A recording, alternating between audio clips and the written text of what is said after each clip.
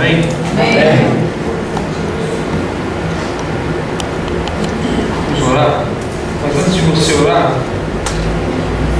abra sua Bíblia lá em Jeremias 29.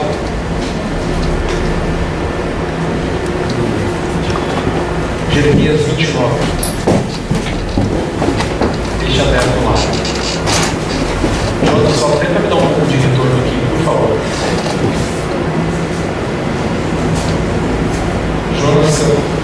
Jonas, capítulo 29. Você vai assistir? Jonas 29. Foi no do Jonas e eu falei do livro. Jeremias. Tem crente que abriu aí Jonas 29? Ah, tá. Irmãos, você conhece a Bíblia, né? Jeremias 29, a partir do versículo 4, você achou? Vamos orar? Orar pedindo que o Senhor fale conosco, né? Foi por isso que viemos aqui, para que o Senhor fale ao nosso coração, né? O que Ele vem falar. Pai de amor, nós te louvamos e queremos te agradecer, Senhor, porque estamos na tua casa. Obrigado, Senhor, porque temos a plena convicção de que o Senhor recebeu os louvores da tua igreja. Nós queremos te agradecer, Pai, por tudo que o Senhor já fez até aqui. Obrigado, Senhor. Queremos pedir a tua graça sobre nossas vidas nessa hora, para que possamos ouvir a tua voz, entender aquilo que o Senhor está ministrando aos nossos corações. Pai, no nome de Jesus, que o teu Espírito Santo ele possa trabalhar no meio de nós, Pai, enquanto a tua palavra é ministrada. A palavra não é minha, ela é tua. Compete ao Senhor falar à tua igreja, Pai. Então eu só sou um instrumento nessa hora e também sou um ouvinte, Pai. Me coloco à disposição da tua palavra e que ela fale conosco, que ela nos encoraje, que ela nos traga paz, nos traga esperança, que ela nos alerte, que ela nos console, que ela venha cumprir o propósito pela qual o Senhor assim a determinou, Senhor. Que ela não volte sem descumprir este propósito. Em nome de Jesus, Pai, tira de nós o cansaço físico, mental. Muitos aqui vieram dos trabalhos, vieram das suas atividades do dia. Talvez estão aqui cansados. Quero pedir que o Senhor revigore as forças físicas e mentais, para que não sejam roubados da tua palavra, Pai, para que sejamos alimentados por ela nessa noite. Deus, eu acredito que o Senhor tem uma boa palavra para ministrar aos nossos corações, Senhor. No nome de Jesus nós oramos assim e te agradecemos. Amém. Amém. Você que trouxe a sua Bíblia física ou abriu ou ligou, lê comigo aqui no versículo 4 do capítulo 29. Assim diz o Senhor dos Exércitos, o Deus de Israel, a todos os exilados que deportei de Jerusalém para a Babilônia: construam casas e habitem nelas, plantem jardins e comam de seus frutos, casem-se e tenham filhos e filhas, escolham mulheres para casar-se com seus filhos e deem as suas filhas em casamento, para que também mantenham filhos e filhas. Multipliquem-se e não diminuam. Busquem a prosperidade da cidade para a qual eu os deportei, e orem ao Senhor em favor dela, porque a prosperidade de vocês depende da prosperidade dela. Porque assim diz o Senhor dos Exércitos, o Deus de Israel: não deixem que os profetas e adivinhos que há no meio de vocês vos enganem. Não deem atenção aos sonhos que vocês os encorajam a ter. Eles estão profetizando mentiras em meu nome. Eu não os enviei, declara o Senhor. Assim diz o Senhor: quando se completarem os 70 anos de Babilônia, eu cumprirei a minha promessa em favor de vocês, de trazê-los de volta para este lugar, porque sou eu que conheço os planos que tenho para vocês, diz o Senhor, planos de fazê-los prosperar, não de causar dano, planos de dar a vocês esperança e um futuro. Então vocês clamarão a mim, Virão a orar a mim e eu os ouvirei. Vocês me procurarão e me acharão quando me procurarem de todo o coração. Eu me deixarei ser encontrado por vocês, declara o Senhor, e os trarei de volta do cativeiro. Eu os reunirei de todas as nações, de todos os lugares para onde eu os dispensei, e os trarei de volta para o lugar de onde os deportei, diz o Senhor. Amém? Que Deus nos abençoe na leitura da sua palavra. Amém? Irmãos, Deus nos deu a vida. Deus nos deu esse privilégio de viver. E é um baita de um privilégio, né? Receber a vida. É que às vezes a gente sempre olha o copo meio vazio, não nunca meio cheio. Então a gente sempre tem o costume de olhar a vida com pesar. Mas a vida ela é um presente de Deus para nós. Você concorda que se você está vivo até hoje, até aqui, 2016, é porque Deus permitiu.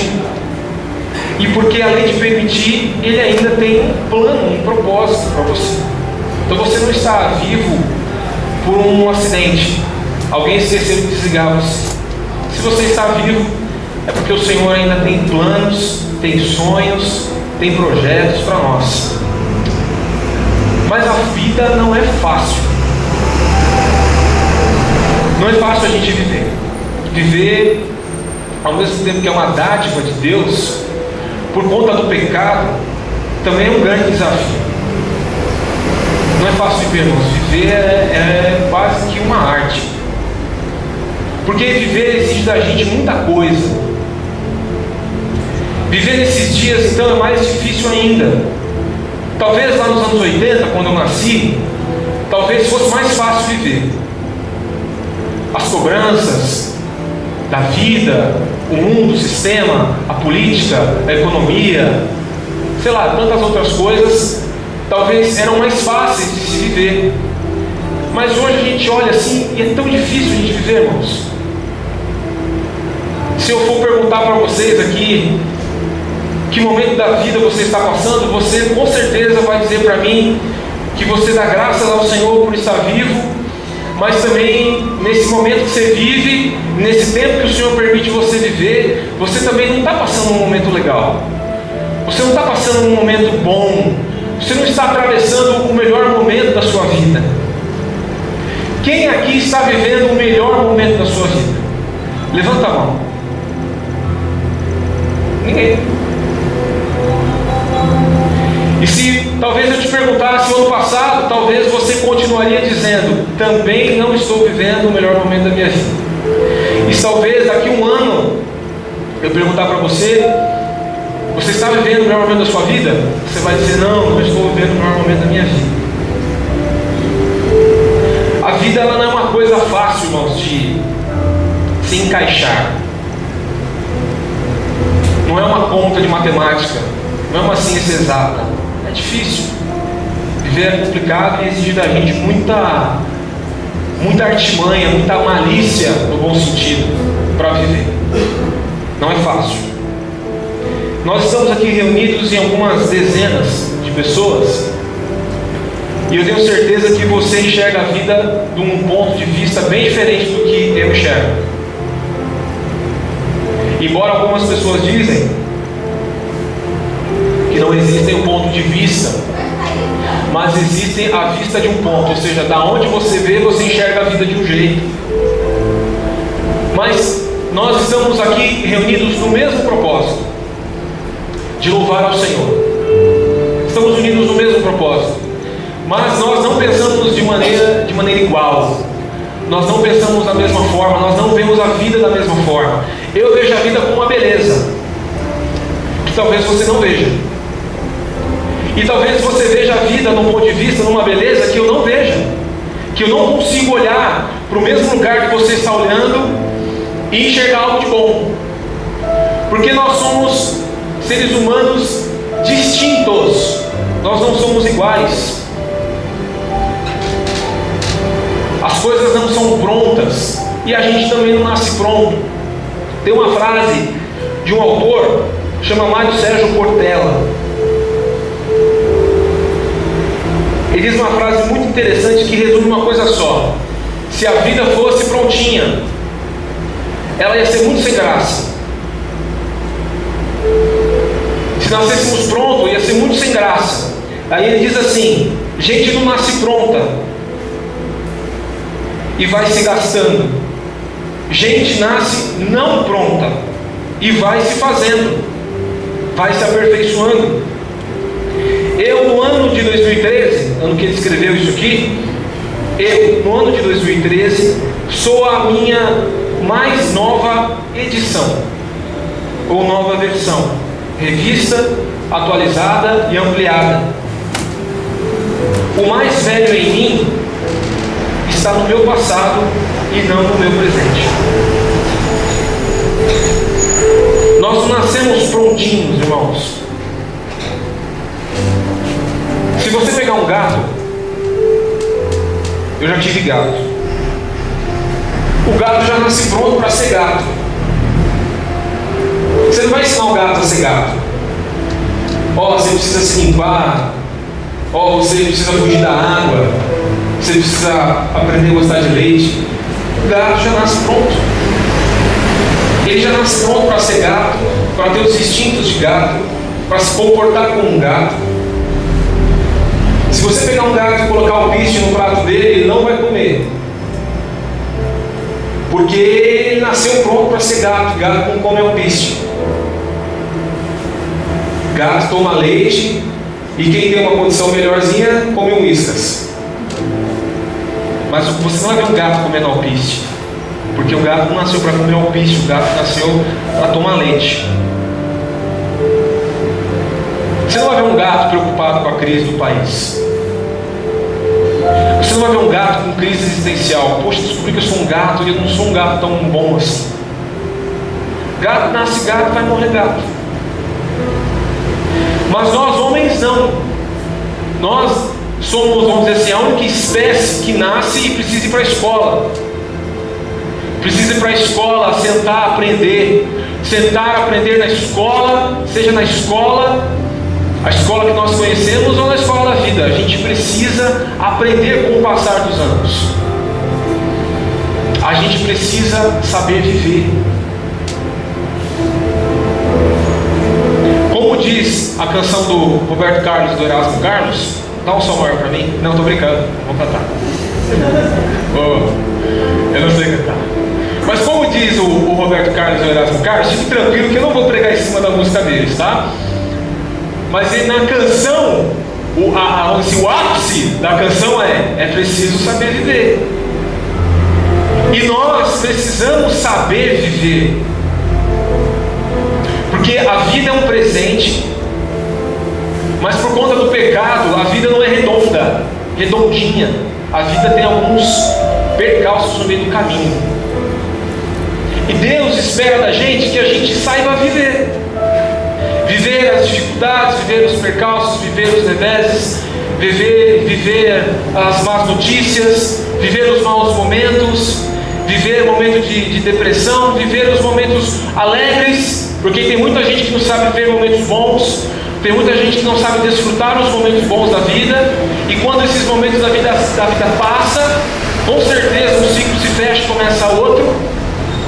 Quando vem um mau momento, a gente lembra do momento bom que vivemos, aí lamentamos porque não soubemos viver esse tempo. A gente precisa saber viver, irmãos. A gente precisa. O gato, ele é o gato. Ele não cria, não improvisa, ele não transcende, ele não se supera. Mas nós, diferente do gato, temos que aprender justamente para isso, para criar, para transcender e para superar os problemas. A gente precisa superar os problemas. Se a vida me der alpiste para comer, irmãos, eu vou ter que aprender a comer alpiste. O gato não come, mas eu vou ter que comer. Embora os humanos já comem alpiste, é que mudaram o nome botaram o nome de linhaça. Linhaça, né? Mas é alpiste, irmãos. É igual o alpiste que eu dava pro pasto na pimentinha. Aí tem gente que enche um copo d'água, deixa aquela linhaça lá umas 4 horas, depois toma aquilo, coisa horrível. Eu vejo a minha sogra fazendo isso. Ah, minha sogra não está aí. Minha sogra, irmãos. Cada coisa para emagrecer. Então assim, mas se a vida fala assim, ó, você só tem alpiste para comer, você vai ter que comer alpiste. O gato não, eu vou ter que comer alpiste. E se bobear, se apertar mais um pouco, eu tenho que matar o gato e comer o gato. E fazer um churrasquinho de gato. Mas a vida vai pedir de mim, vai exigir de mim algumas posturas, alguns posicionamentos, algumas respostas. E é sobre isso que eu queria falar hoje à noite, rapidamente. Irmãos, não existe fórmula pronta para a sua vida. E pela carinha de vocês aqui, eu daqui de cima vejo o rosto de todo mundo. Pela cara de vocês estão esperando a vida apresentar algo novo. Como se eu estivesse sentado aí também, talvez o meu rosto ia ser o mesmo. Então não vai adiantar você comprar livro lá na Saraiva, 7 passos para uma vida bem sucedida, esses livros de autoajuda que as livrarias cansam de vender. Irmãos, mentira. Não tem 7 passos para uma vida bem sucedida. Não existe isso, não tem 7 passos. São vários passos, são milhares de passos. Todo dia é um passo. Então, se você já recorreu a um livro desses, você está aqui hoje, você viu que não funcionou, não deu certo. Não existe passos para que a sua vida volte a funcionar. A gente precisa saber viver, irmãos.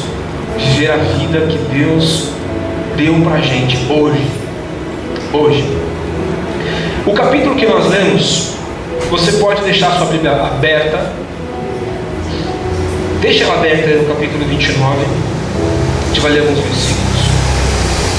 O contexto daquilo que lemos, desse capítulo 29, no ano de 597 a.C., isso vai estar lá no livro de 2 Reis, capítulo 23. Você vai ver que o povo de Judá, ele é levado para o cativeiro babilônico. E isso se dá, irmãos, por conta dos 3 últimos reis que governaram Israel. Foram reis que não agradaram ao Senhor. E se você ler o livro de 2 Reis, lá no 23, você vai ver que Joaquim e Zedequias, que foram os 3 últimos reis, foram reis perversos. Reis que anularam a lei do Senhor e se voltaram para outros deuses. E tiveram uma vida que não agradavam a Deus e levaram o seu povo também a ter a mesma vida. E se você ler o início do capítulo de Jeremias, você vai ver que o profeta Jeremias vem falando com o povo, convocando o povo a um arrependimento. Arrependam-se, voltem-se ao Senhor, arrependam-se dos seus pecados, abandonem esses deuses falsos, se volte para o Deus verdadeiro. Você vai ver Jeremias repetindo isso inúmeras vezes ao longo dos capítulos do 1 até o 28, até o 26, para ser mais preciso. O povo de Judá, irmãos, estava numa descida para o pecado sem freio. E Deus estava avisando: não pequem, não adorem outros deuses, não sirvam outros deuses, não tenham uma vida promíscua desse jeito. E Deus foi falando. E no meio desse cenário, Deus vai levantar o profeta Jeremias para falar com a sua igreja, com o seu povo. Ele levanta o profeta Jeremias para exortar aquelas pessoas, dizer assim: olha, não vá por esse caminho, porque esse caminho é de perdição, é de morte. Esse caminho não vai fazer você crescer. Esse caminho vai trazer a você destruição. Mas o povo não ouvia. No capítulo 6 de Jeremias, no versículo 10, você não precisa abrir. Eu anotei aqui a versão da mensagem. E olha o ponto que chegou aquele povo. Jeremias disse assim: eu preciso dizer uma coisa. Alguém está ouvindo? Ou seja, ninguém estava dando ouvido. Ninguém estava dando ouvido. Preciso fazer uma advertência. Alguém vai tomar nota? Alguém vai notar o que eu tenho para dizer? Não. É um caso perdido. Seus ouvidos estão entupidos de cera, surdos como um poste, cegos como morcegos. Era assim que estava o povo. Era assim que estava o povo. O que aconteceu? O reinado babilônico passou por Judá e levou aquele povo como cativos para a Babilônia.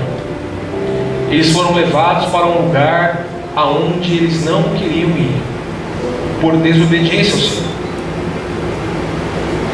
E depois de um longo tempo, que Deus levantou o profeta Jeremias para ser o profeta da advertência, Ele levanta o profeta Jeremias tempo depois para ser um profeta otimista. Porque Deus levou por um propósito. Deus simplesmente não entregou eles ao mal. Ele permitiu que eles fossem cativos para um local, e lá eles não tivessem liberdade, mas Deus fez isso para que o povo se arrependesse, para que o povo se humilhasse, para que o povo reconhecesse a sua condição espiritual. E Deus, num determinado momento, viu que aquele cativeiro que eles estava fazendo mal para eles. E nós vamos ler aqui o decorrer da mensagem. Aí Deus levanta Jeremias de novo e diz: Jeremias, você foi o que profetizou a advertência, o castigo, o juízo. Eu preciso que você vá lá dizer para eles que eles precisam ser otimistas em relação ao momento que eles estão. E Deus levanta o profeta. Só vale um dado aqui. O capítulo que nós lemos aqui, que mostra esse povo que está exilado, que está preso, eles não são escravos na Babilônia, diferentemente de quando estavam escravos no Egito. Lá eles eram escravos, lá eles apanhavam, né? Você viu aí a novela, deve ter ido no cinema, você viu como que era o cenário. Esse povo não estava escravo como estava escravo o povo do Egito. Tanto é que alguns foram para a Babilônia, prosperaram lá. Então, teve gente que montou a padaria, a quitanda, a oficina, a marcenaria. E quando Deus os libertou do cativeiro, alguns nem voltaram, decidiram ficar na Babilônia. Então, eles só estavam exilados da sua pátria. Eles estavam num lugar onde eles não queriam estar. Então, eles não eram escravos. Eles não eram escravos lá. Irmãos, o que eu quero dizer com isso? Queria falar sobre cativeiro. Cativeiro nesse contexto eu acabei de explicar. Não de escravidão, não de servidão, mas de estar afastado de um lugar. Cativeiro, irmãos, para nós é o lugar que você se encontra hoje e que você não gostaria de estar. É uma condição que você está hoje. Pode ser um lugar físico, pode ser um momento emocional que você está vivendo, pode ser uma condição espiritual que você esteja vivendo,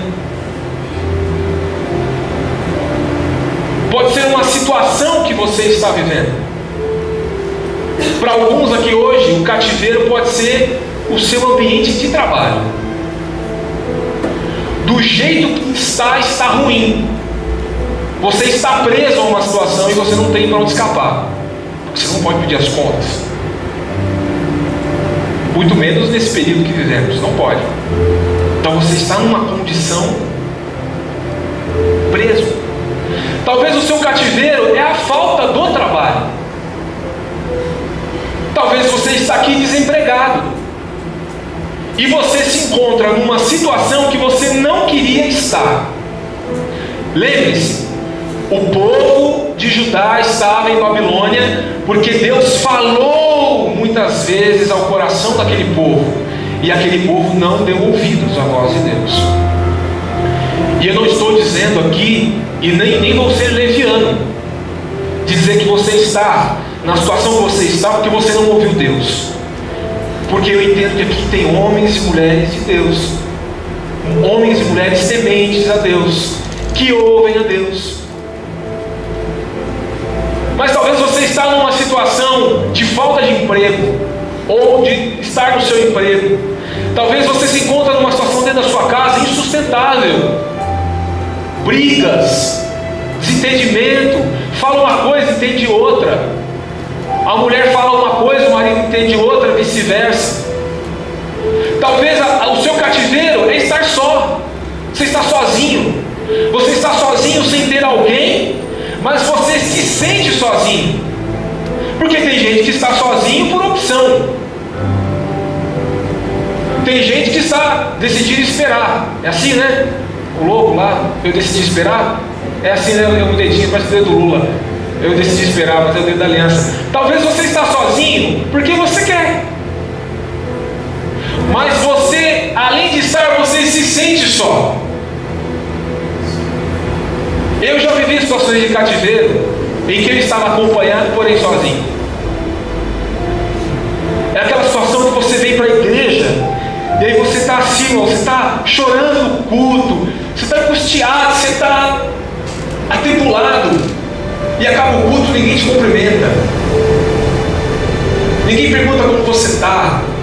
A pessoa está do seu lado, olha para você e vê que você não está numa situação muito boa, mas por algum acaso não pergunta. Você está dentro da sua casa e você está acompanhado, mas aquele que está do seu lado olha para você e fala, não pergunta como você está, por que você está. Você está só. Você está só no ambiente. Você está só na sua jornada espiritual. Você não sente força para orar. Você não sente graça para ler a palavra, para jejuar. Você não sente nada. Você não quer levantar da cama. Você está em depressão. Talvez esse seja o seu cativeiro, o seu momento de cativeiro, uma situação, um lugar, uma condição que você não queria estar, mas acaba, você está. E eu não vou julgar porque você está. Talvez as suas finanças sejam um belo cativeiro. Cativeiro bravo esse das finanças. Talvez a maioria de nós estamos nesse cativeiro, né? Falta de dinheiro para pagar as contas, aí aquela preocupação de fim de mês, aí os liga vem cobrar aluguel, você não tem dinheiro. É difícil, irmãos, é uma situação de cativeiro. Você não quer estar lá, mas você está. Você olha, você fala, pô, não estou preso, não sou escravo, não tem algemas, não tem correntes, e eu não consigo sair dessa situação. Eu tento sair, eu puxo um fôlego para respirar e mergulho de novo. A gente precisa saber viver. Porque como é que vive numa situação dessa? Irmão, se nós não aprendemos a viver, mesmo com essa situação, a vida vai acabar com a gente. Ou você morre mais cedo do coração, ou você fica careca, ou você fica de cabelo branco, igual o pastor Paulo. Porque como é que vai fazer? Porque a gente vai entrar em crise todo o tempo. A gente precisa aprender a equilibrar as nossas emoções, a aflorar em nós a nossa espiritualidade, aquilo que Deus nos deu. Deus está conosco, irmãos. Deus está com a gente. Apesar de nós, Deus está com a gente. Apesar dos nossos erros, Deus está conosco. Não sou leviano de dizer que todos que estão aqui sofrem porque aprontaram algo, fizeram algo de errado, mas também eu tenho certeza que tem gente aqui que está passando por um momento de cativeiro porque tomou um passo errado, porque disse sim na hora que não era para dizer sim. Talvez, mas já aconteceu. A gente precisa viver no meio dessa situação. Já foi, irmãos, não tem como voltar mais. E agora? E daqui em diante a gente tem que tomar postura. Primeiro tem que crer que Deus está conosco. E olha só, no verso 11 nós lemos assim: pois eu bem sei os planos que tenho a vosso respeito, diz o Senhor, planos de prosperidade e não de mal, para vos dar um futuro e uma esperança. Deus levantou o profeta Jeremias e disse assim: escreve cartas para aquele povo que estava em Judá. que está lá em Babilônia, o povo de Judá. Escreva uma carta e mande para aquele povo, para que aquele povo leia algumas coisas que eu tenho a dizer para eles. E uma das coisas é esse verso que nós lemos: eu é que sei os planos que tenho ao vosso respeito. Irmãos, é Deus que sabe os planos que tem ao nosso respeito. Graças a Deus por isso, irmãos. Graças a Deus que Deus sabe os planos. Nós não sabemos os nossos planos. Nós não temos nem plano. A gente talvez não tenha nem um plano B, mas Deus sabe os planos que tem ao nosso respeito. E é de paz, não é de mal.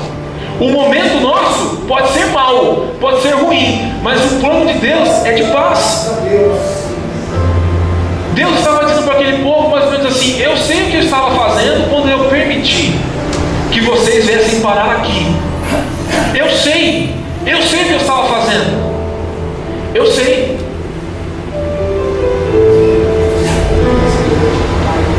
Se a máxima do crente tem que ser: Deus está no controle. Tem que ser a sua máxima. Você lamenta, você compartilha, você fala, mas no final de tua última análise, Deus está no controle. Deus sabe o que faz. Deus não vai me deixar. Deus não vai me desamparar. Tem que ser essa sua máxima, irmãos. Porque se a sua máxima for um desespero de uma crise existencial, dizendo: vou morrer, não vou sair dessa situação, a minha família não vai ser restaurada, meu casamento não vai ser restaurado, as minhas finanças não vão ser restauradas, minha vida profissional não vai ser a mesma, minha vida espiritual, ministerial não vai ser a mesma. Irmãos, se a sua última análise foi esse o seu discurso, acabou. Desculpa, nem Deus vai dar jeito. Não porque Ele não pode, porque eu já disse aqui e vou repetir: Deus pode todas as coisas, mas só faz o que deve. E também não estou dizendo que se você ficar dizendo: eu sou desgraçado, eu sou um feio, eu sou um miserável, eu vou para o inferno, isso vai acontecer. Isso não é positivismo. Também não estou dizendo isso. Mas nós somos aquilo que dizemos.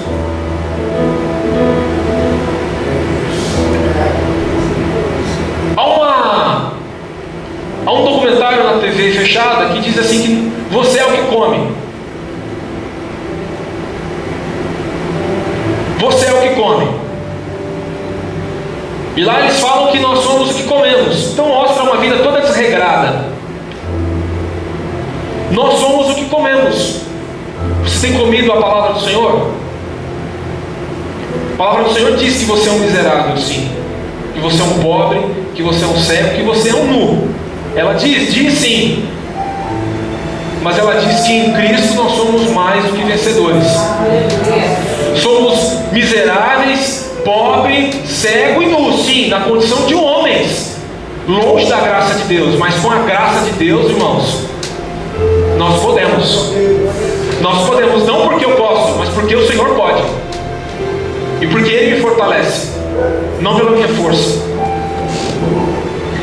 No versículo 5 e 6, ele dá algumas instruções para o povo e diz assim: construam casas, se estabeleçam aí, plantem jardins, comam o que crescem na terra, casem-se, tenham filhos, incentivem seus filhos a se casar e ter filhos, para que vocês progridam e se multipliquem nessa terra e não desperdice a vida. Olha como a mensagem termina: e não desperdicem a vida. Irmãos, o seu momento que está vivendo é ruim? Mas tem que viver. Você tem que viver primeiro por você. Segundo, porque tem gente que depende de você. Tem gente que depende de você. Não desperdice a sua vida. Deus olhou e viu que o povo estava perdido, sem perspectiva, sem esperança. E Deus disse assim: tenham filhos e deem os seus filhos ao casamento. Sabe para quê? Para que aquela geração não morresse ali. Porque Deus olhou e viu que do jeito que eles estavam, não haveriam gerações. E não havendo gerações, o povo de Israel ia morrer ali no exílio babilônico. E Deus queria que eles progredissem, que eles avançassem. Ele diz assim: olha, se multipliquem nessa terra, vivam aonde eu coloquei vocês. Deus colocou você hoje, talvez no desemprego. Viva, não morra por conta do desemprego. Deus colocou você numa situação de conflito familiar, é difícil, mas viva nesse conflito familiar. Viva apesar do conflito familiar, não desperdice a sua vida. Deus tem mais para a gente, muito mais. E Ele disse: olha, não desperdicem a vida de vocês, saibam viver. Não tenho dinheiro, Fernanda, viva sem dinheiro. Você não vive de dinheiro, você não vive. Como não? Como é que eu pago as minhas contas? Com dinheiro. Mas você não vive do dinheiro, você vive do Senhor. Quem é que te dá o dinheiro? Quem é que te dá a condição? Quem é que dá a semente para o semeador? É o Senhor. E irmãos, eu já vivi sem dinheiro. Eu vivi 4 anos sem dinheiro. Eu fiquei 4 anos desempregado. 4 anos desempregado. E tinha currículo, mas permitiu Deus fechar as portas. E eu vivi 4 anos sem. O meu cativeiro foram de 4 anos. 4 anos desempregado, 4 anos mandando um currículo, 4 anos fazendo entrevista, 4 anos avançando em etapas, sendo finalista. Chegava na hora, porta fechada. Pô, desculpa, você dessa vez. Olha, o seu currículo está aqui da vaga. Olha, o projeto foi abortado, fica para a próxima. 4 anos eu vivi. Pergunta como eu vivi? Não sei. Mas viveu eu, a minha esposa e a minha filha. Porque o meu Deus não era o dinheiro. Eu não servia ao dinheiro, eu servia ao Senhor. E o Senhor, dono de todas as coisas, me fez entender o que está em Mateus 7. Não se preocupem com o dia de amanhã. Não se preocupe. É difícil não se preocupar. Eu me preocupo até hoje. Mesmo tendo vivido isso, continuo me preocupando. Mas viva. Deus está falando para aquele povo: viva em Babilônia como se vocês estivessem em Jerusalém. O que Deus está propondo? Que eu seja um louco? Que eu seja um louco? Que as pessoas me perguntam se está tudo bem, eu digo que está tudo bem quando está tudo mal? Não. Se alguém te perguntar se está bem, e se você tiver liberdade, você diga: não está bem. Mas não é isso que Deus estava dizendo. Deus não estava pedindo para as pessoas ficarem sorrindo igual gente boba. Porque a vida às vezes pede para a gente estar chorando, e tem gente que quer estar rindo nessa hora. E não é para rir, é para chorar. Mas Deus está dizendo assim: ó, tenha um espírito de quem está vivendo em Jerusalém, mesmo estando na Babilônia. Era isso que Deus estava dizendo. Progridam, criem seus filhos, casem-se, dêem os seus filhos ao casamento, orem pela paz da cidade. É possível a gente viver, irmãos, a paz, mesmo quando ao redor não está tudo em paz. Porque a palavra está dizendo isso. É possível viver em paz. A paz que excede todo entendimento. A paz de Cristo é possível.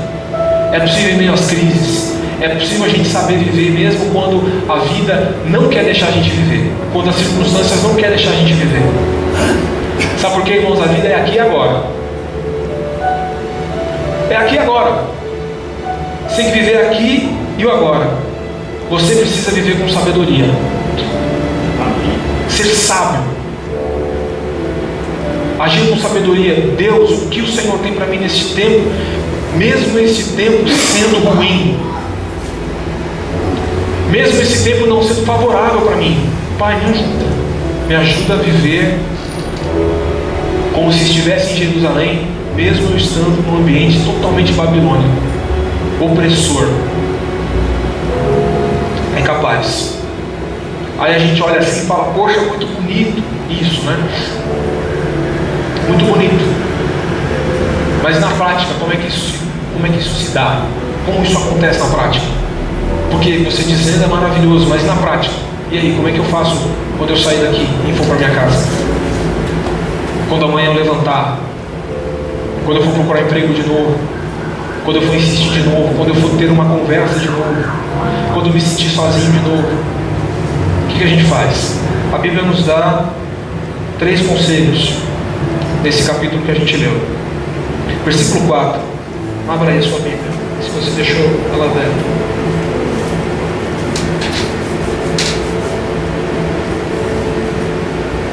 Verso 4 do capítulo 29 diz assim: assim diz o Senhor dos Exércitos, o Deus de Israel, a todos os que estão no exílio, aos quais eu mesmo deportei de Jerusalém para a Babilônia. Você precisa enxergar, a primeira coisa, enxergue o momento que você está vivendo, e que aqui nós estamos chamando de cativeiro, mas você dá o nome que você achar por bem. Viva esse momento que você está vivendo como um projeto de Deus para a sua vida. Viva como se fosse um projeto de Deus para a sua vida. Tenha isso no seu coração. Eu estou assim, não importa o porquê, amém, irmãos? Não importa como você foi parar aí, mas entenda, eu estou aqui porque Deus permitiu. É um projeto de Deus para a minha vida, para este tempo. Para esse tempo Deus olhou e entendeu que era bom para mim viver esse tempo. Enxergue isso como um projeto de Deus para a sua vida. Porque se você começar a olhar isso como castigo, se você começar a olhar para a sua vida, para o momento que você está vivendo, e você olhar assim, isso é castigo de Deus, isso é o dedo de Deus, irmãos, não vai ser saudável para você. Porque tem crente que gosta de dizer: aconteceu mal, Deus castigou. E você está querendo dizer o quê? Que Deus não castiga? Depende de como você enxerga o castigo. Eu, quando castigo a minha filha, eu castigo por um propósito. Mas nós, quando olhamos o castigo, a gente pensa que o castigo é alguém querendo nos fazer mal de graça. Tem tanta gente nesse mundo fazendo coisa errada, roubando, e eu sou um cara honesto, ganho pouco, atraso o meu salário e não me manda, e ainda me manda embora do trabalho. Deus está me castigando, só pode ser castigo de Deus. Como dizem as pessoas lá fora, taquei pedra na cruz. Não, você precisa entender que é um projeto de Deus para a sua vida. Qual é a finalidade dele, Fernando? Não sei. Quando terminar você vai saber. Mas é um projeto de Deus para a sua vida nesse momento. Você precisa enxergar isso como um projeto de Deus. Não é o castigo de Deus. Ah, eu dei brecha para o diabo veio com a sua rasteira. Também não. Esse projeto é de Deus. E quem sabe não vai ser um lindo projeto quando acabar. Aí talvez você olhe e diz assim: Fernando, mas a situação que eu estou vivendo é muito ruim para eu olhar e ver Deus nesse negócio. É onde Deus mais está, você sabia? A gente quer ver Deus em tudo que é belo, tudo que é maravilhoso. Eu ligo, faço a proposta, fechou, vendi, ganhei comissão. Deus está no negócio. Glória a Deus. Faço os exames, faço uma bateria de exame, o exame vem branquinho, sem nenhum diagnóstico. Coisa de Deus. Todos empregados, as contas estão atrasadas. Deus não está nesse negócio. Conta em dia, coisa de Deus. Conta atrasada, coisa do diabo. É o diabo. Não dizimei, o gafanhoto veio, o migrador, a locusta, o pulgão, passou em casa e me roubou. E aí eu gastei dinheiro na farmácia, quebrou a máquina de lavar. O da venda não dizimei. Agora eu não dizimei. Aí o diabo foi lá em casa, pegou minha máquina de lavar. E o dinheiro do dízimo eu vou gastar o triplo consertando a máquina. Deus castigando. Ou foi o diabo. Eu tenho quase que certeza absoluta, eu não sou Deus, eu não posso ser tão absoluto assim, mas o que você está vivendo hoje é um projeto de Deus. Deus diz assim: eu sei os pensamentos e os planos que eu tenho ao teu respeito, planos de paz e não de mal. Então, até no meio daquela coisa que vem embrulhado com mal, parecendo mal, é um projeto de Deus. Eu prefiro dizer que é Deus, irmãos. Talvez eu diga assim: você não sabe o que eu estou vivendo para você dizer assim, é Deus. Mas eu prefiro dizer que é Deus do que dizer que Deus perdeu o controle da sua vida e o diabo está sapateando em cima da sua cabeça. Eu prefiro dizer que é Deus na sua vida do que dizer que é o diabo. Porque o diabo nada mais é do que um servo de Deus também, que é criatura. Foi criado. Tem tanta gente querendo colocar o diabo em pé de igualdade com Deus. O diabo é inimigo de Deus. E por acaso Deus tem inimigo? Fala a verdade, irmãos. Deus tem inimigo. Quem é aquele que pode se opor em pé de igualdade com Deus? Como Deus tem inimigo? O diabo é o nosso inimigo. De Deus não. De Deus é criatura e servo. Ou você acha que Deus deixa o diabo fazer o que quer? Deus está no controle da sua vida. Amém. Da minha vida. Apesar dos pesares, por mais difícil que seja, por mais cinza que seja o dia, Deus está lá. Deus está em todos os momentos. Graças a Deus por isso, que Deus está em todos os momentos. Entregue-se nas mãos do Senhor, irmãos. Está difícil, Deus? É um projeto do Senhor. Não é um convite à responsabilidade. Não é isso.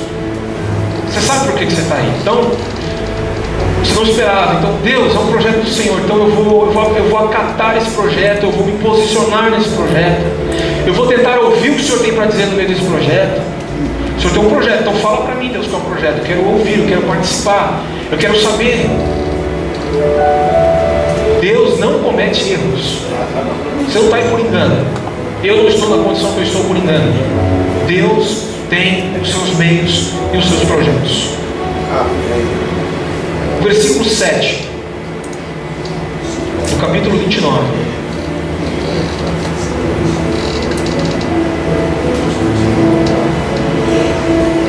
Diz assim: empenhai-vos pela prosperidade da cidade, para onde vos exilei, e orai por ela ao Senhor em favor dela, porque a prosperidade dela será a vossa prosperidade.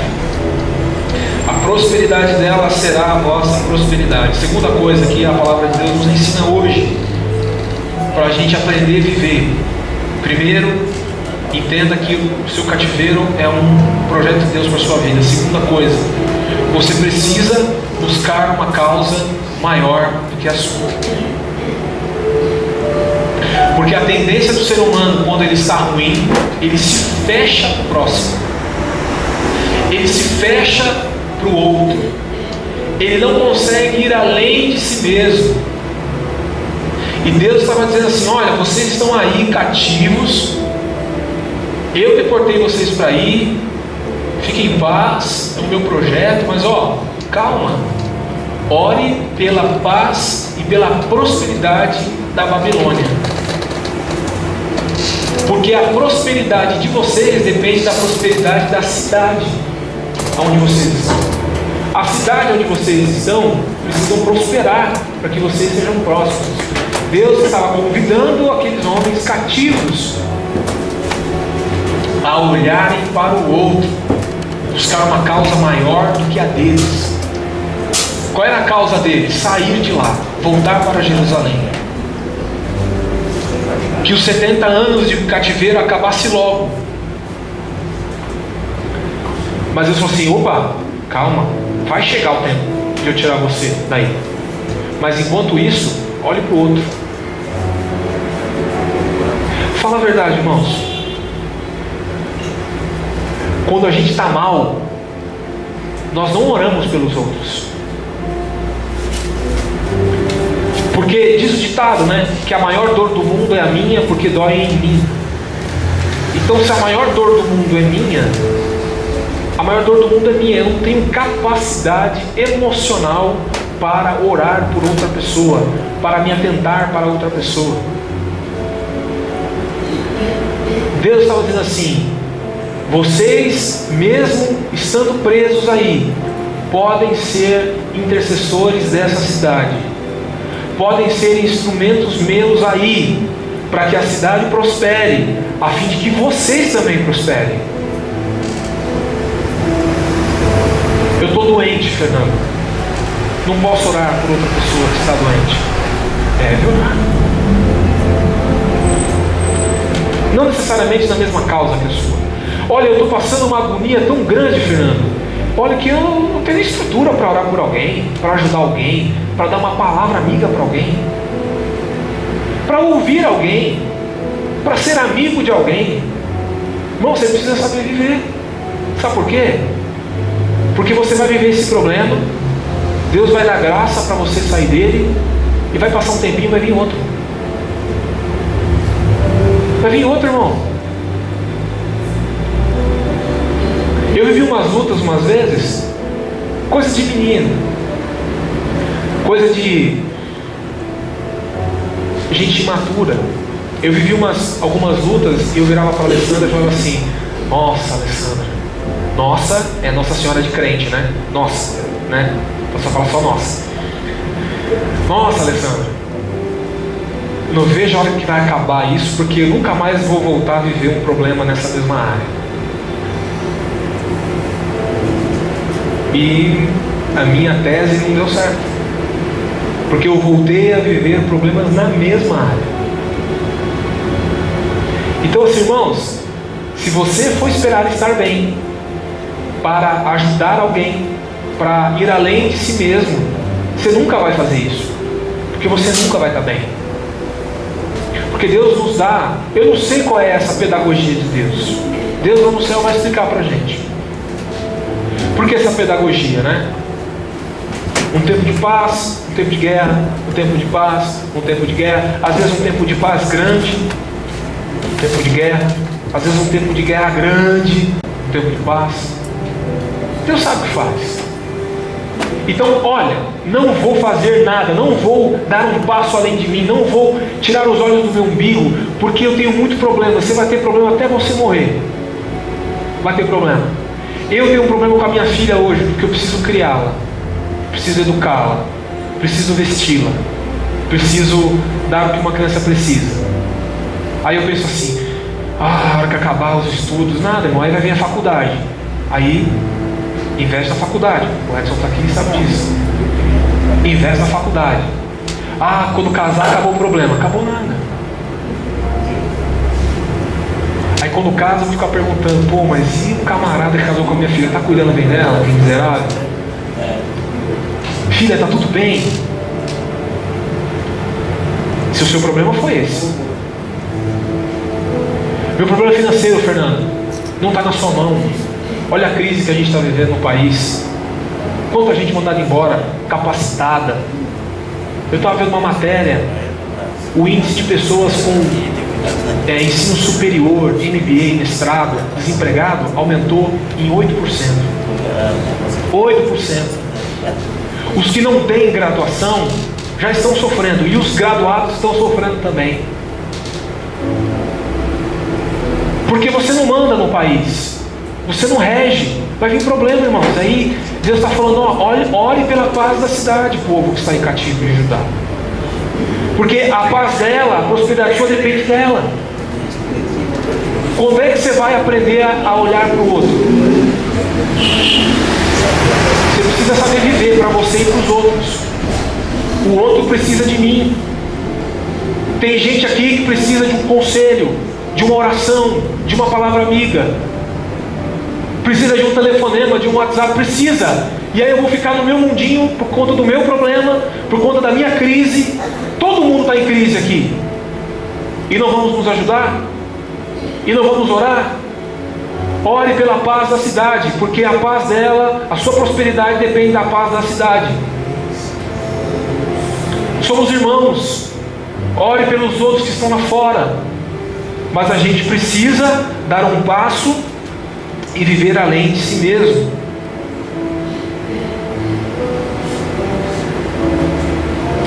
Não busque a sua paz pessoal, irmãos, que você não vai encontrar. Jesus diz que aquele que tentar buscar a sua vida vai, aquele que tentar encontrar a sua vida vai. Se você continuar nessa pegada de tentar buscar a sua vida, o seu mundinho, os seus queridinhos, os seus fofes, os seus filhos, somente eles, para eles, por causa deles, você vai perder. Porque Deus me convida a olhar para o outro. Você está passando a maior crise da sua vida, peça graça ao Senhor, peça ajuda e diga: Senhor, direciona os meus olhos para outras pessoas que estão sofrendo, porque com certeza tem alguém sofrendo mais do que você. Só você ir no hospital do câncer, só você ir na fila de pessoas lá no metrô, pessoas procurando emprego, só você passar por aqui, nas alamedas, e ver gente pedindo comida, gente morando na rua, tem gente pior do que você. E Deus fala: então você está aí cativo, mas olha, lembre-se, eles estavam cativos, mas não estavam escravos. Você não está escravo, porque Cristo libertou você. Cristo libertou você. Você está numa condição indesejável. Mesmo assim, Deus fala: olhe para os outros. Olhe para os outros. Arrume uma causa maior que a sua. Sabe por quê? Quando você aprender a cuidar das coisas dos outros, você vai ver que Deus vai começar a cuidar das suas. Cuide das coisas dos outros, não da vida dos outros, tá? As coisas dos outros. Da vida não, das coisas.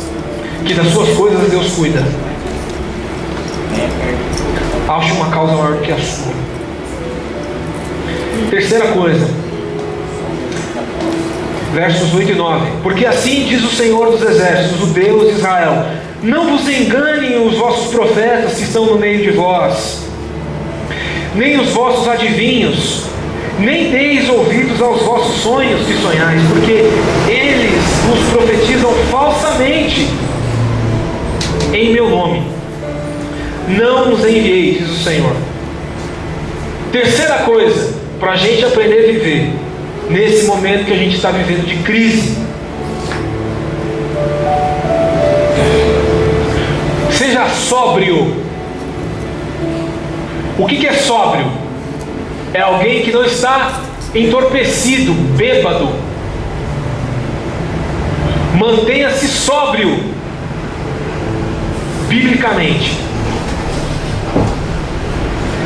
Fala a verdade, irmãos. Eu vou falar isso porque eu já fiz isso e Deus me perdoou, graças a Deus. Quando você está na bênção, você cita Spurgeon, John Piper, apóstolo Paulo, apóstolo Pedro. Você refuta todo mundo, porque você está na bênção. Mas se você entra numa dada prova, passa um tempo, a sua vulnerabilidade bíblica e espiritual cai. Você baixa a guarda. Aí, aquele que citava Spurgeon, John Piper, apóstolo Paulo, Cristo, cita as profecias da irmã Teresinha. Você abaixa a guarda. Então, antes que você se ofenda, eu vou explicar. Quando nós estamos bem, nós estamos firmes. Só que o nosso maior momento de vulnerabilidade espiritual é quando a gente atravessa momentos como esse que você está atravessando. Você fica vulnerável, biblicamente falando. Então você ouve qualquer coisa, você lê qualquer coisa. Quantas pessoas estão dentro das igrejas, dentro da sua igreja local, passando por problemas de qualquer ordem, mas dá um pulo na Universal, dá um pulo na Mundial, dá um pulo na Plenitude, que é a igreja do momento, vai pegar o lenço, passa no portal, faz as 7 semanas, vai na casa da missionária receber oração, vai na casa da profetisa, sabe que o profeta ou a profetisa vai profetizar da carne. Sabe, ela sabe, mas ela quer ir lá ouvir. O meu professor de teologia, quando eu fiz seminário, ele me disse uma coisa: que os crentes, é uma palavra forte, mas é verdade, vão atrás de uma cocaína espiritual. Sabe o que é essa cocaína espiritual? É aquela palavra que bate na veia, você fica todo... Só que depois passa o efeito. Aí a profecia da irmã Terezinha não se cumpre. Não se cumpre. A palavra liberada, irmãos, nada contra isso. Mas essa igreja, os pastores que estão aqui, prezam para que vocês sejam pessoas sóbrias biblicamente. Deus fala através dos seus profetas? Sim, fala. Como fala? Das suas profetisas? Fala, claro que fala. Deus traz palavra rema, revelada? Claro que traz. Só que nós queremos caçar essas coisas, para que isso venha nos entorpecer. Uma palavra que Deus vai te dar vitória, vai te fazer bem aquele dia, aquele culto, aqueles momentos. Você não está nem aí, você sabe que não vai mudar, você sabe que está profetizando da carne, mas o importante é receber alguma coisa, é se apegar a alguma coisa, é se agarrar a alguma coisa, ao invés de se agarrar com a palavra. Deus diz assim para Jeremias: vai lá dizer para aquele povo que tem profetas que estão no meio deles profetizando coisa que eu não mandei profetizar. Tem profetas no meio do povo de Judá dizendo que esse cativeiro vai acabar logo. E não vai acabar não. Sabe por quê? Porque esse contexto todo era assim. Alguns profetas diziam assim: em 2 anos vocês vão embora. Mas Deus tinha dito que era 70 anos. Que Deus que é esse que diz 70, depois diz que é 2? Deus mudou de ideia. Irmãos, Deus não vai mudar de ideia em relação àquilo que Ele tem pra gente. Não vai. Pode vir um profeta falar que amarra Deus e faz Deus falar, que bota Deus na parede, que determina. Irmãos, ele vai falar e vão ser palavras lançadas ao vento, não vai fazer efeito nenhum. Porque eles profetizam falsamente em meu nome. Você acha que é só um tempo de Jeremias que tem profeta falso? Aí você fala assim: não, profeta falso é os que estão na televisão. Não, irmãos, não são só eles. E vocês sabem do que eu estou falando. Tem um monte de profeta falso na Vila Industrial, em São Paulo, no Brasil. Profetas emergentes dentro das casas, dentro das igrejas, em reuniões particulares, dizendo coisas que Deus não está dizendo. E muitas das vezes nós nos agarramos a essas falsas profecias. E Deus está dizendo: diga ao meu povo, eu não disse isso. Eu não disse isso. Estão dizendo o que eu não disse. Estão se aproveitando dos sonhos de vocês. Quais são os seus sonhos? Os seus sonhos, o sonho de vocês é sair do cativeiro. Quantos profetas se aproveitando dos nossos sonhos? Fazendo leitura dos nossos sentimentos, profetizando coisas que Deus não está dizendo. E esse é um tempo de maior vulnerabilidade nossa. Baixamos a guarda, irmãos. Baixamos a guarda, saímos da rota, saímos do foco. Como um povo dizendo que vai sair em 2 anos do cativeiro, vai se preocupar em orar pela cidade? Vai dizer que é um projeto de Deus? Não vai. Deus diz assim: eu é que sei o pensamento que tem a teu respeito, não são os profetas. O profeta aqui mesmo era Jeremias, dizendo: ó, pessoal, é 70 anos. Sabe quando vai acabar a minha e a sua luta? Deus sabe. Não são os profetas. Deus sabe o tempo que vai ser. Pode ser amanhã, pode ser ano que vem, pode ser o mês que vem. Não estou dizendo que se Deus tomar algum dos seus profetas para dizer algo para você, que é para você duvidar. Julgue as profecias. Mas eu estou dizendo daqueles que eles abusam dessa questão. Conheço pessoas que de segunda a segunda estão em igrejas, porque não ouviu ali, vai tentar ouvir lá. Deus não falou ali, eu vou correr lá para ver se Deus fala. Irmãos, quando Deus tem para falar, Ele vai falar. Você sabe disso. E sabe qual é o pior disso? Nós sabemos disso. Nós sabemos que se Deus tiver que dizer algo, Ele vai te dar em sonho, vai falar na palavra, vai fazer alguém te ligar, te dar uma palavra. E talvez nem vai ser aquela palavra cheia de coisas, assim diz o Senhor, o Deus dos exércitos, servo meu, que te digo. Às vezes, Deus vai usar a pessoa numa conversa para falar com você. Mas quando Ele tiver que falar, Ele vai falar.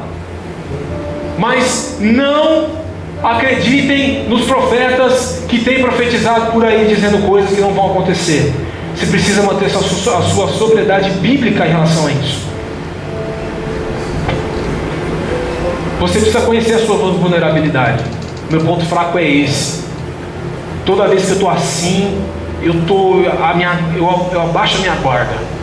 Então ore. Ore para que você não seja enganado. Para que quando Deus de fato for falar, testifique no seu coração e você tenha certeza de que é Deus que está dizendo a você. Mas mantenha sóbrio biblicamente. Leia a Bíblia, irmãos. Irmãos, pelo amor de Deus, pelo amor do sangue de Cristo, leiam a Bíblia. Leia, e esse é um pedido como pastor. Leiam a Bíblia, irmãos. Leia de verdade a Bíblia. Gaste tempo com a Bíblia. Leia livros que vão edificar a sua fé. Você sabe por que pessoas são enganadas? Porque não leem a Bíblia, porque não examinam as Escrituras. Já se transformou num jargão, mas a maior profecia é a palavra de Deus. E ela continua sendo e vai continuar sendo a palavra de Deus. É a maior profecia. Leiam a Bíblia, irmãos. Gaste um tempo. Gaste 20 minutos do seu dia. 20, assim parece 50, né? Eu tenho problema com o dedo. 20 minutos. 20, irmãos, 20 minutos de leitura bíblica. Por favor. 20 minutinhos. O que é 20 minutos? É um Globo Esporte que você assiste. É um vídeo show, é Ana Maria Braga, é um intervalo, um bloco da Ana Maria Braga é 20 minutos. Gaste 20 minutos lendo a sua Bíblia. Conheça a sua Bíblia. Você conhece a sua Bíblia? Leia a Bíblia, porque aí você não vai ser enganado como esse povo estava sendo enganado. Porque eles profetizam falsamente em meu nome, eu não os enviei. Deus está dizendo nessa noite, tem gente profetizando para você. Tem gente mandando mensagem no WhatsApp para você, de e-mail para você, pessoalmente para você. E não é Deus que está dizendo. Não é Deus que está dizendo. A gente precisa viver com consciência, irmãos. Provérbios 14:10, para encerrar, diz assim: o coração conhece a sua própria amargura, e o estranho não participará no íntimo da sua alegria. O texto está dizendo aqui que cada coração é cada coração.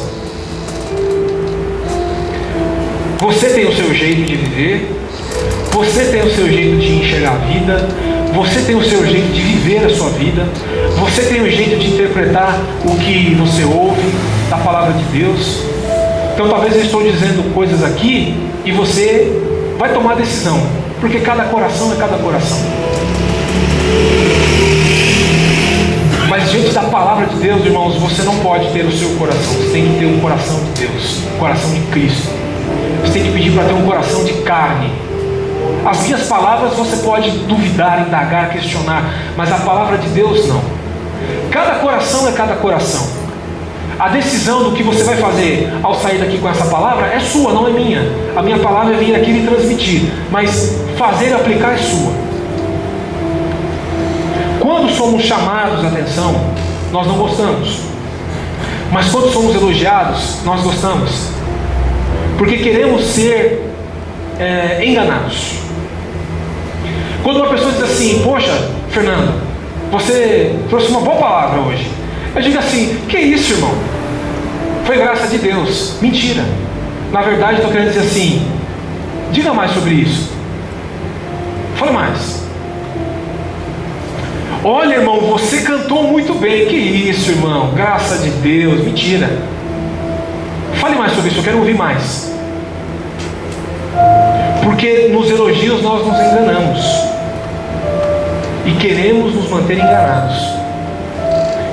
Por que a gente quer ser iludido? Porque não queremos enxergar a realidade. E tem muita gente que diz assim: eu estou desiludido com a vida. Graças a Deus.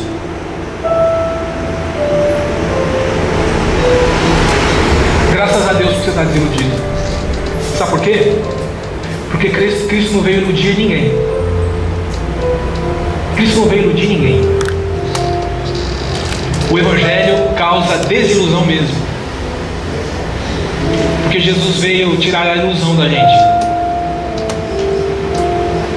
Então você está numa ilusão de que você vai dar um salto mortal, um triplo carpado, e aí a sua vida vai mudar.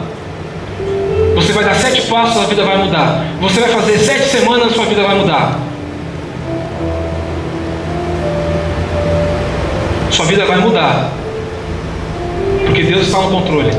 Porque é projeto de Deus. Vai mudar. Mas Deus primeiro quer desiludir a gente. Dizer: ó filho, não se iluda com essa questão. Aprenda a viver a vida. É difícil, é dura, mas no final tudo dá certo. No final tudo dá certo. No final sempre tudo dá certo. O nome de Cristo sempre vai ser exaltado e glorificado. Sempre. Mas você precisa saber viver a sua vida. Eu tenho um conselho para dar para você. Viva a sua vida, porque a vida é sua. A vida é sua. Viva a sua vida. Viva a sua vida aos pés da cruz. Viva a sua vida com retidão ao Senhor, com temor ao Senhor, em oração, em busca, em súplica, em quebrantamento, em submissão. Viva a sua vida desse jeito. E vai chegar o dia que Deus vai olhar e dizer assim: eu vou tirar você dessa condição. Eu vou tirar você dessa situação. Eu vou tirar você desse seu momento emocional, espiritual, físico, financeiro, familiar, físico. Eu vou tirar. Porque eu sei os pensamentos que eu tenho ao teu respeito, diz o Senhor. Amém? Amém. Deus abençoe.